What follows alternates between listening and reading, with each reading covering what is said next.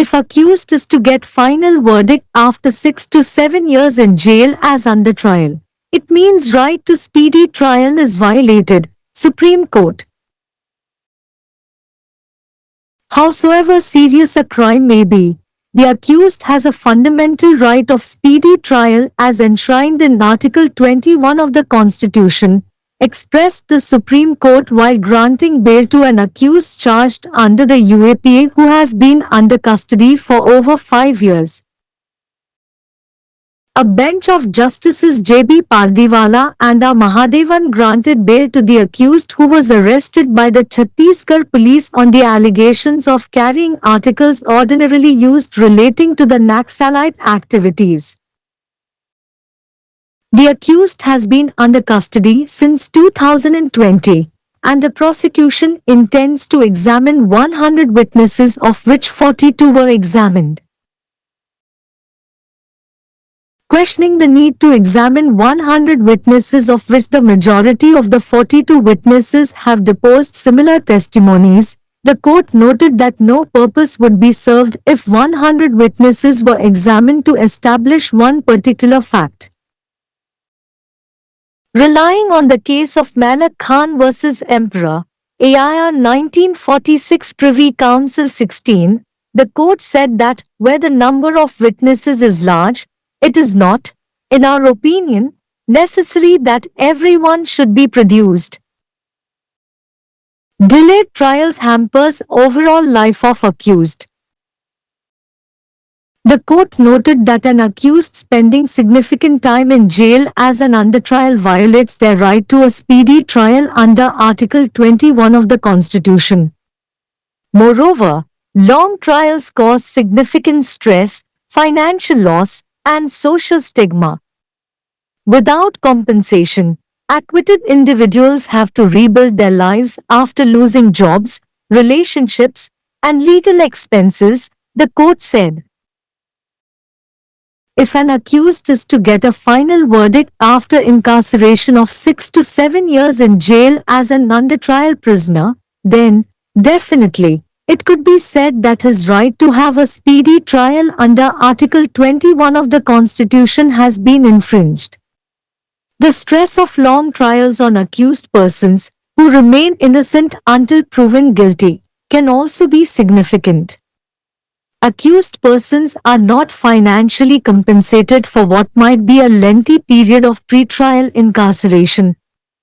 They may also have lost a job or accommodation, experienced damage to personal relationships while incarcerated, and spent a considerable amount of money on legal fees. If an accused person is found not guilty, they have likely endured many months of being stigmatized and perhaps even ostracized in their community and will have to rebuild their lives with their own resources. Judicial delays harm accused, victims, and justice system. We would say that delays are bad for the accused and extremely bad for the victims, for Indian society and for the credibility of our justice system, which is valued. Judges are the masters of their courtrooms, and the Criminal Procedure Code provides many tools for the judges to use in order to ensure that cases proceed efficiently. In terms of the aforesaid, the court allowed the appeal and set aside the impugned order of the High Court refusing to grant him bail. Case title: Tapas Kumar Palit vs. State of Chhattisgarh. குற்றம் சாட்டப்பட்டவர் 6 முதல் 7 வரை ஆண்டுகள் விசாரணை காலத்தில் சிறையில் அடைக்கப்பட்ட பிறகு இறுதி தீர்ப்பு பெற வேண்டும் என்றால் விரைவான விசாரணைக்கான உரிமை மீறப்படுகிறது. உச்சநீதிமன்றம். குற்றம் எவ்வளவு கடுமையானதாக இருந்தாலும் அரசியலமைப்பின் பிரிவு 21 கூறப்பட்டுள்ளபடி விரைவான விசாரணைக்கான அடிப்படை உரிமை குற்றம் சாட்டப்பட்டவருக்கு உள்ளது என்று உச்சநீதிமன்றம் UAPA இன் கீழ் குற்றம் சாட்டப்பட்டு 5 ஆண்டுகளுக்கும் மேலாக காவலில் உள்ள ஒருவருக்கு ஜாமீன் வழங்கிய போது தெரிவித்தது. நக்சலைட் செயல்பாடுகள் தொடர்பான வழக்கமாக பயன்படுத்தப்படும் பொருட்களை எடுத்துச் சென்ற குற்றச்சாட்டின் பேரில் சத்தீஸ்கர் காவல்துறையால் கைது செய்யப்பட்ட குற்றம் சாட்டப்பட்டவருக்கு நீதிபதிகள் ஜே.யு.பி. பர்திவாலா மற்றும் ஆர். மகாதேவன் ஆகியோர் அடங்கிய அமர்வு ஜாமீன் வழங்கியது. குற்றம் சாட்டப்பட்டவர் 2020 முதல் காவலில் வைக்கப்பட்டுள்ளார். மேலும் 42 பேர் விசாரிக்கப்பட்ட 100 சாட்சிகளை விசாரிக்க அரசு தரப்பு திட்டமிட்டுள்ளது. 42 சாட்சிகளில் பெரும்பாலோர் இதேபோன்ற சாட்சியங்களை அளித்த 100 சாட்சிகளை விசாரிக்க வேண்டியதன் அவசியத்தை கேள்விக்குட்படுத்திய நீதிமன்றம், ஒரு குறிப்பிட்ட உண்மையை நிறுவ 100 சாட்சிகளை விசாரித்தால் எந்த நோக்கமும் நிறைவேறாது என்று குறிப்பிட்டது. மலக்கான் vs. பேரரசர் ஏ.ஆர். 1946 பிரிவி கவுன்சில் 16 வழக்கை நம்பி நீதிமன்றம், சாட்சிகளின் எண்ணிக்கை அதிகமாக இருக்கும் இடத்தில் அனைவரும் ஆஜர்படுத்தப்பட வேண்டிய அவசியமில்லை என்பது எங்கள் கருத்து என்று கூறியது. தாமதமான விசாரணைகள் குற்றம் சாட்டப்பட்டவரின் ஒட்டுமொத்த வாழ்க்கையை தடுக்கின்றன. விசாரணை கைதியாக சிறையில் கணிசமான நேரத்தை செலவிடும் ஒரு குற்றம் சாட்டப்பட்டவர் அரசியலமைப்பின் 21வது பிரிவின் கீழ் விரைவான விசாரணைக்கான அவர்களின் உரிமையை மீறுவதாக நீதிமன்றம் குறிப்பிட்டது. மேலும் நீண்ட விசாரணைகள் குறிப்பிடத்தக்க மன அழுத்தம், நிதி இழப்பு மற்றும் சமூக களங்கத்தை ஏற்படுத்துகின்றன. இழப்பீடு இல்லாமல் விடுவிக்கப்பட்ட நபர்கள் வேலைகள், உறவுகள் மற்றும் சட்டச் செலவுகளை இழந்த பிறகு தங்கள் வாழ்க்கையை மீண்டும் கட்டி எழுப்ப வேண்டும் என்று நீதிமன்றம் கூறியது. விசாரணை கைதியாக 6 முதல் 7 ஆண்டுகள் வரை சிறையில் அடைக்கப்பட்ட பிறகு ஒரு குற்றம் சாட்டப்பட்டவர் இறுதி தீர்ப்பை பெற வேண்டுமென்றால், நிச்சயமாக அரசியலமைப்பின் 21வது பிரிவின் கீழ் விரைவான விசாரணையை நடத்துவதற்கான அவரது உரிமை மீறப்பட்டுள்ளது என்று கூறலாம். குற்றம் சாட்டப்பட்டவர்கள் குற்றவாளி என நிரூபிக்கப்படும் வரை நிரபராதிகளாக இருப்பவர்கள் மீதான நீண்ட விசாரணைகளின் அழுத்தமும் குறிப்பிடத்தக்கதாக இருக்கலாம். குற்றம் சாட்டப்பட்ட நபர்களுக்கு நீண்ட கால விசாரணைக்கு முந்தைய சிறைவாசத்திற்கு நிதி இழப்பீடு வழங்கப்படுவதில்லை. அவர்கள் தங்கள் வேலையையோ அல்லது தங்குமிடத்தையோ இழந்திருக்கலாம், சிறையில் இருந்தபோது தனிப்பட்ட உறவுகளுக்கு சேதம் ஏற்பட்டிருக்கலாம், மேலும் சட்ட கட்டணங்களுக்காக கணிசமான தொகையை செலவிட்டிருக்கலாம். குற்றம் சாட்டப்பட்ட ஒருவர் குற்றவாளி அல்ல என்று கண்டறியப்பட்டால் அவர்கள் பல மாதங்களாக அவமானப்படுத்தப்பட்டிருக்கலாம், ஒருவேளை அவர்களின் சமூகத்தில் ஒதுக்கி வைக்கப்பட்டிருக்கலாம், மேலும் அவர்களின் சொந்த வளங்களை கொண்டு தங்கள் வாழ்க்கையை மீண்டும் கட்டி எழுப்ப வேண்டியிருக்கும். நீதித்துறை தாமதங்கள் குற்றம் சாட்டப்பட்டவர்களுக்கும் பாதிக்கப்பட்டவர்களுக்கும் நீதி அமைப்புக்கும் தீங்கு விளைவிக்கும். தாமதங்கள் குற்றம் சாட்டப்பட்டவர்களுக்கும் பாதிக்கப்பட்டவர்களுக்கும் இந்திய சமூகத்திற்கும் நமது நீதி அமைப்பின் நம்பகத்தன்மைக்கும் மிகவும் மோசமானவை என்று நாங்கள் கூறுவோம். இது மதிப்புமிக்கது. நீதிபதிகள் தங்கள் நீதிமன்ற அறைகளின் எஜமானர்கள், மேலும் குற்றவியல் நடைமுறை சட்டம் வழக்குகள் திறமையாக நடைபெறுவதை உறுதி செய்வதற்காக நீதிபதிகள் பயன்படுத்த பல கருவிகளை வழங்குகிறது. மேற்கூறியவற்றின் அடிப்படையில் நீதிமன்றம் மேல்முறையீட்டை அனுமதித்தது, மேலும் அவருக்கு ஜாமீன் வழங்க மறுத்த உயர் நீதிமன்றத்தின் ஆட்சேபனைக்குரிய உத்தரவை ரத்து செய்தது. வழக்கு தலைப்பு: தபஸ்குமார் பாலிட் எதிர் छत्तीसगढ़ मामला। यदि अभियुक्त को 6 से 7 साल तक विचाराधीन अवस्था में जेल में रहने के बाद अंतिम फैसला सुनाया जाता है तो इसका मतलब है कि त्वरित सुनवाई के अधिकार का उल्लंघन हुआ है। Supreme court. अपराध चाहे कितना भी गंभीर क्यों न हो, अभियुक्त को संविधान के अनुच्छेद 21 के तहत त्वरित सुनवाई का मौलिक अधिकार है।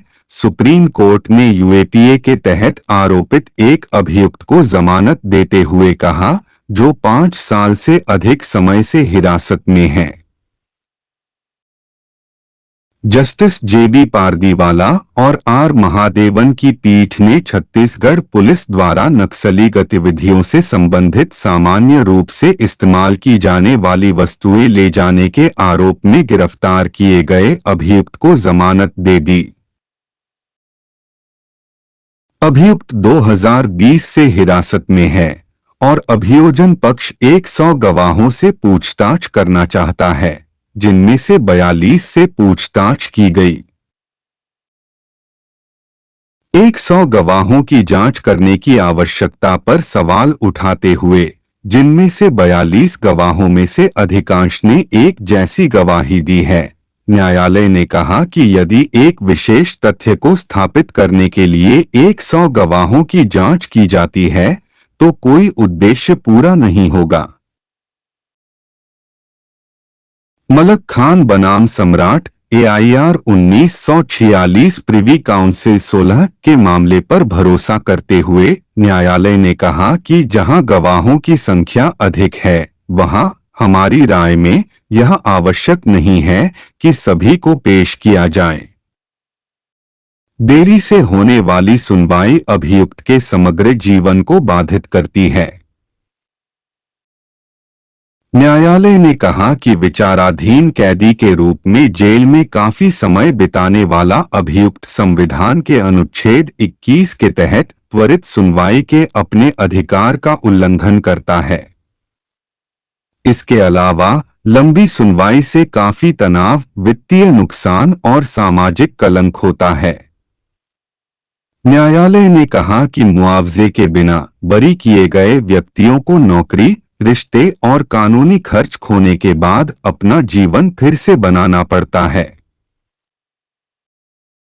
अगर किसी अभियुक्त को विचाराधीन कैदी के रूप में 6 से 7 साल जेल में रहने के बाद अंतिम फैसला मिलना है, तो निश्चित रूप से यह कहा जा सकता है कि संविधान के अनुच्छेद 21 के तहत त्वरित सुनवाई के उसके अधिकार का उल्लंघन हुआ है।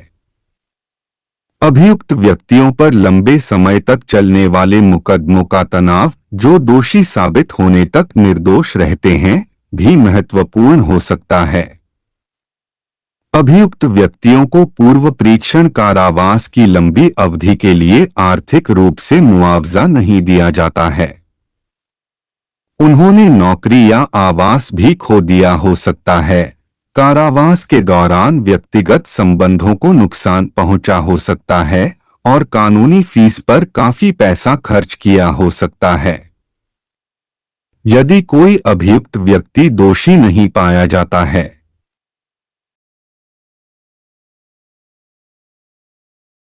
तो संभवतः उन्हें अपने समुदाय में कलंकित होने और शायद बहिष्कृत होने के कई महीने सहने होंगे और उन्हें अपने संसाधनों के साथ अपना जीवन फिर से बनाना होगा।